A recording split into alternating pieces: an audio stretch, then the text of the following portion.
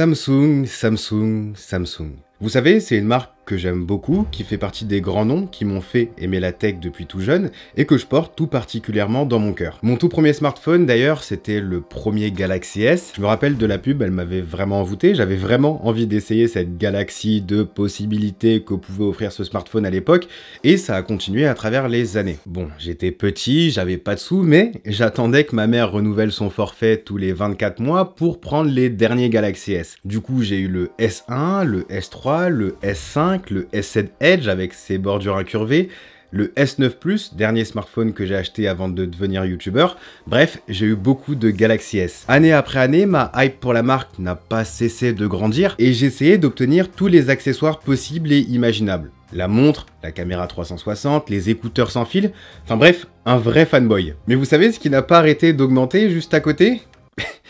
C'est le prix des smartphones de Samsung. Alors oui, c'était normal que le prix augmente au fur et à mesure, puisque les technos évoluaient, les smartphones étaient de plus en plus capables, et puis il y a dans tous les cas les coûts de production, les coûts liés à la R&D, les coûts liés au marketing, les salaires, les locaux, enfin bref, tout un tas de coûts, mais la pilule avait de plus en plus de mal à passer, sachant qu'il y avait des constructeurs qui devenaient de plus en plus sérieux, de plus en plus convaincants et surtout moins chers, comme Xiaomi, OnePlus ou encore Huawei. Et du coup, quelle fut ma joie quand j'ai découvert ce Galaxy S20 Fan Edition lancé à 659 €, donc environ 300 € moins cher que les autres S20, et qui me rappelle les excellents smartphones que Samsung proposait à un tarif décent, un peu comme au bon vieux temps. C'est vraiment un concentré de tout ce qu'il faut là où il faut pour correspondre aux standards d'aujourd'hui. Petite analogie pour comprendre un petit peu son positionnement. Aujourd'hui, la plupart des villes ont une limitation de vitesse maximale à 50 km/h. Du coup, sur le marché, on a le choix. On peut choisir des voitures sans permis qui seront bloquées à 50 km/h mais qui feront le taf. C'est l'équivalent de nos smartphones entrée de gamme. On peut avoir des voitures de sport surpuissantes et magnifiques qui peuvent rouler à 300 km/h mais qui seront limitées à 50 en ville. Des produits overkill pour nos usages basiques.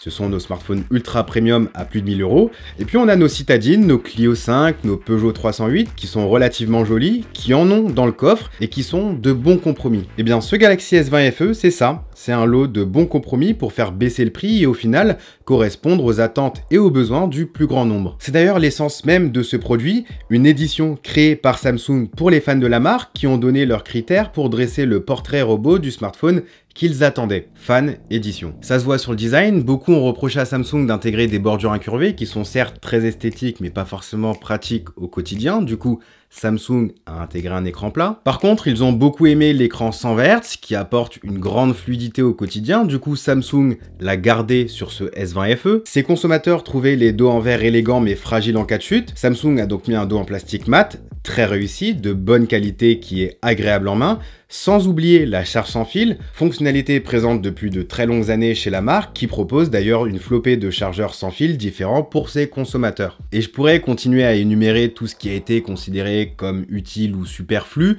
mais je pense que vous avez vu pas mal de vidéos sur ce smartphone, du coup je vais plutôt vous dire ce que je pense de ce Galaxy S20 FE. Esthétiquement, je trouve qu'il est plutôt réussi. On n'est pas sur le smartphone Samsung le plus beau, je parle bien évidemment du Galaxy Note 20 Ultra, mais on est sur quelque chose qui correspond aux standards d'aujourd'hui, avec des bordures minimisées, un trou dans l'écran qui accueille une caméra selfie, un capteur d'empreinte sous l'écran pour la biométrie, et 3 appareils photo au dos du smartphone logés en haut à gauche dans un rectangle. On est bel et bien sur un produit pragmatique qui pour autant ne fait pas cheap. J'ai particulièrement aimé la prise en main, il est agréable et puis surtout il est relativement léger, ce qui est plutôt un point positif quand on aime consommer du contenu. Et en parlant de consommation de contenu, l'écran, élément avec lequel on va le plus interagir au quotidien, eh bien que dire à part qu'il s'en sort très bien et qu'il est très bon. En même temps c'est de la qualité Samsung donc il y a peu de soucis à se faire à ce niveau-là, il est parfaitement lisible en extérieur. Le mode vif, adapté à la consommation de contenu, satisfera les fans de Netflix et YouTube, tandis que le mode naturel sera plus adapté aux plus exigeants en termes de fidélité des couleurs.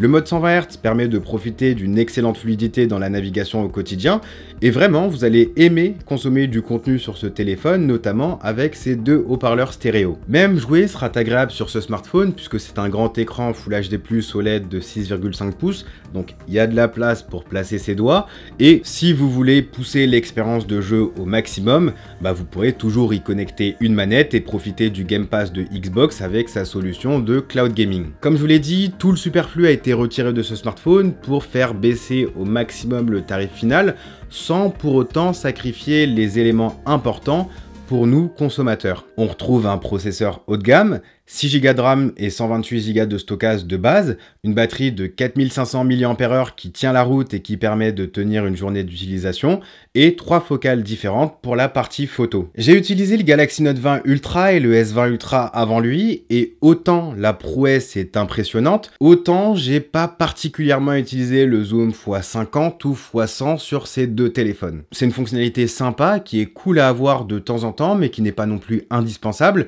et je peux comprendre que des utilisateurs ne veulent pas payer des centaines d'euros en plus pour ce genre de fonctionnalité complètement superflue. Ainsi, ici on retrouve 3 focales on ne peut plus classiques, un grand angle, un ultra grand angle et un zoom x3 qui pourra aller jusqu'à x30 si besoin. Pas besoin de plus, et si on veut plus, suffit de mettre quelques euros de plus. C'est le principe d'avoir des gammes de produits différentes qui s'adressent à des cibles différentes.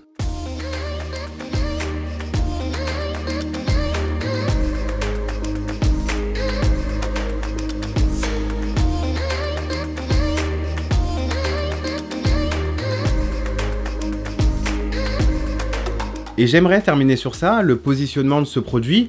À 659 €, on n'est pas du tout sur l'entrée de gamme, clairement, mais on n'est pas non plus sur l'ultra haut de gamme à 1100, 1200, 1300 €. On est, à mon sens, en plein milieu, dans ce fameux marché où on peut trouver des flagship killers.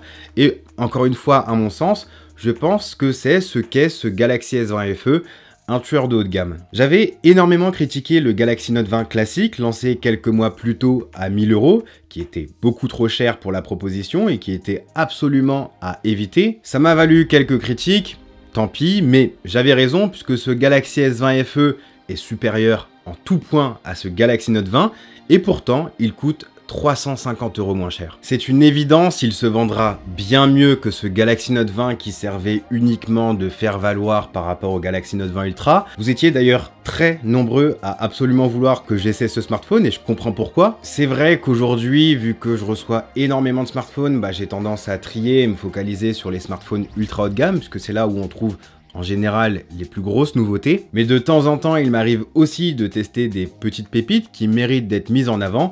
Et ce Galaxy S20 FE en fait partie. Le petit fanboy, celui qui a suivi et soutenu l'évolution de Samsung ces 10 dernières années, est donc satisfait et recommande ce Galaxy S20 FE à quiconque cherche un téléphone haut de gamme, sans superflu, tarifé à un excellent prix. Avec l'arrivée des premiers forfaits 5G et la présence du Snapdragon 865 dans la version 5G de ce S20 FE, je vous recommande encore plus de rajouter quelques euros et de choisir cette version et ainsi avoir un smartphone que vous pourrez garder plusieurs années. Merci à la Fnac d'avoir sponsorisé cette vidéo. Quant à moi, je vous dis à la prochaine. Prenez soin de vous. Peace.